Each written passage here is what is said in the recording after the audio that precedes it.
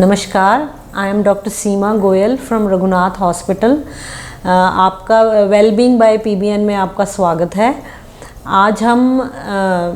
आज की वीडियो में हम औरतों को पहले ट्राइमेस्टर में क्या क्या मुश्किलों का सामना करना पड़ता है उसके बारे में बात करेंगे। जैसे हम सभी जानते हैं, प्रेगनेंसी एक कपल के लाइफ में एक बहुत बड़ा पड़ाव होता है और जब भी लेडी कंसीव करती है तो बड़ी खुशी का टाइम होता है। तो जो प्रेगनेंसी जब होती है तो पेशेंट हमारे पास फर्स्ट ट्राइमेस्टर में आते हैं। फर्स्ट ट्राइमेस्टर जो होता है, पहले 3 महीने जो प्रेगनेंसी के हैं उसको हम फर्स्ट ट्राइमेस्टर कहते हैं।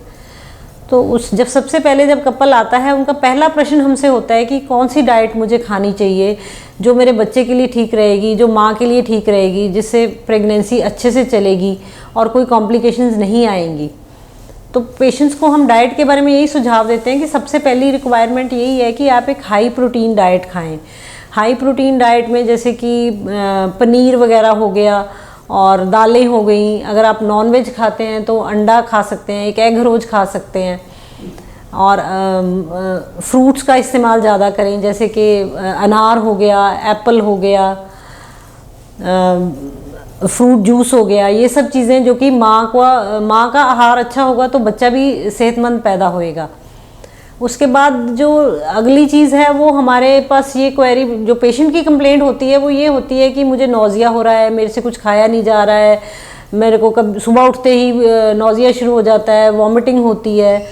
तो इसके बारे में मैं ये आपको बताना चाहूँगी कि ये नौजिया वॉमिटिंग प्रेगनेंसी में कॉमन है, क्योंकि बॉडी में काफ़ी सारी हार्मोनल चेंजेस आती हैं जिसकी वजह से जब वो हार्मोन बढ़ते हैं तो और लेडीज़ को नौजिया फील होता है, वॉमिटिंग फील होती है। तो इसमें कोई घबराने वाली बात नहीं है, ये प्रेगनेंसी का नॉर्मल कोर्स है। लेकिन ये बात ज़रूर है कि कुछ फीमेल्स को बहुत ज़्यादा नौजिया होता है, जिसकी वजह से वो उनकी जो life, day to day life है वो डिस्टर्ब हो जाती है और वो अपना कोई नॉर्मल काम नहीं कर पाती, कुछ खा पी नहीं पाती हैं। इस कंडीशन को हम हाइपर एमेसिस बोलते हैं कि इसकी वजह से वो उसकी लाइफ इनकैपेसिटेट हो जाती है, उसको डिहाइड्रेशन हो सकती है।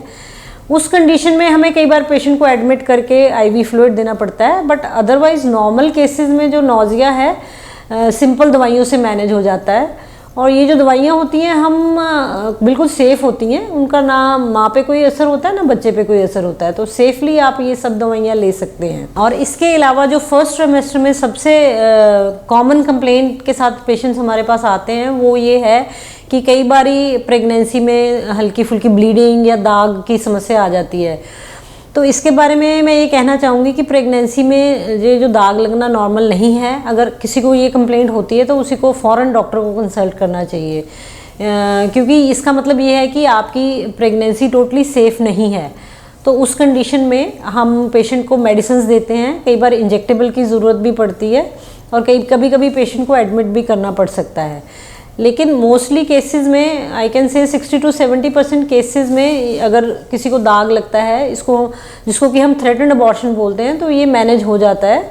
दवाइयों से प्रेगनेंसी ठीक चलती है, कोई समस्या आगे नहीं आती है। और जो दवाइयाँ होती हैं वो काफ़ी सेफ़ होती हैं और वो जैसे आपका डॉक्टर आपको सजेस्ट करे वो रेगुलरली आप लें तो कोई प्रॉब्लम नहीं आती है, नॉर्मल चलता रहता है। मुझे उम्मीद है कि आपकी जो नॉर्मल क्वेरीज़ हैं, जो कॉमनली प्रेग्नेंट वुमेन की, कुछ उसके बारे में आपको कुछ फ़ायदा हुआ होगा।